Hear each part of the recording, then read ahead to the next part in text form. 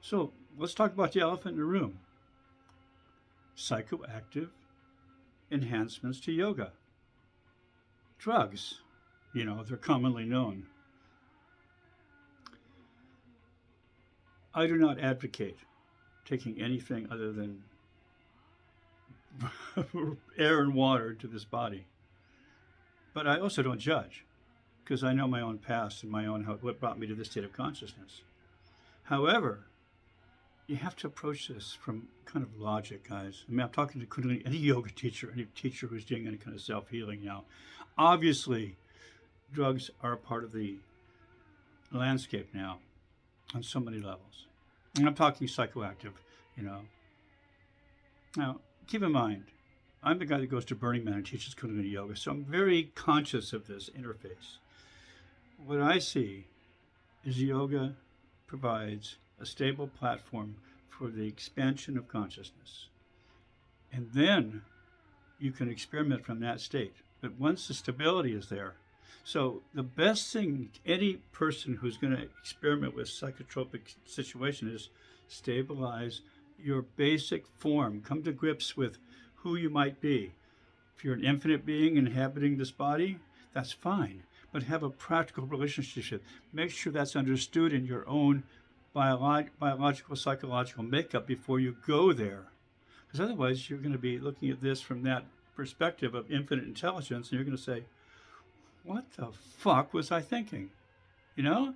And it won't make sense. It'll fragment, and it'll trying to get all of those pieces in order again in the moment is almost impossible. Now, obviously, you can distill back into your basic conditioned mind space.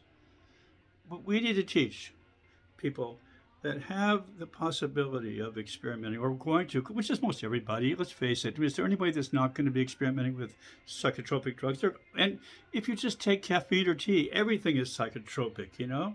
Everything has its...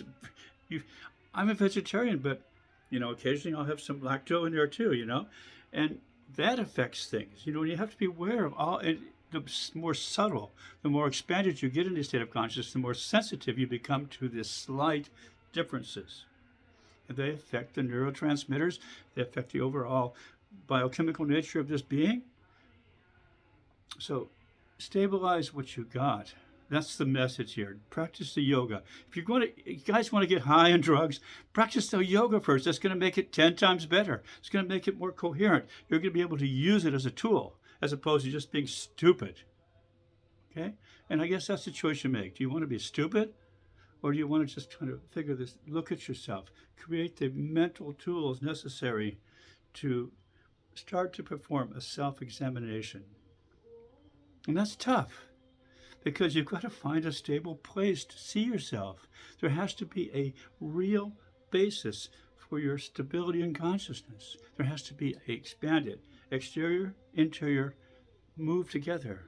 External, the observer, and the observed work together to create a shared image. All right, we'll talk more, I'm sure.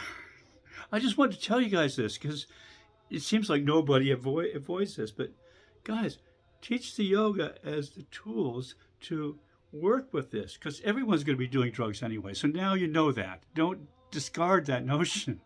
Teach people how to use this energy properly and to open up their own expanded mental, biological landscape, Get me started.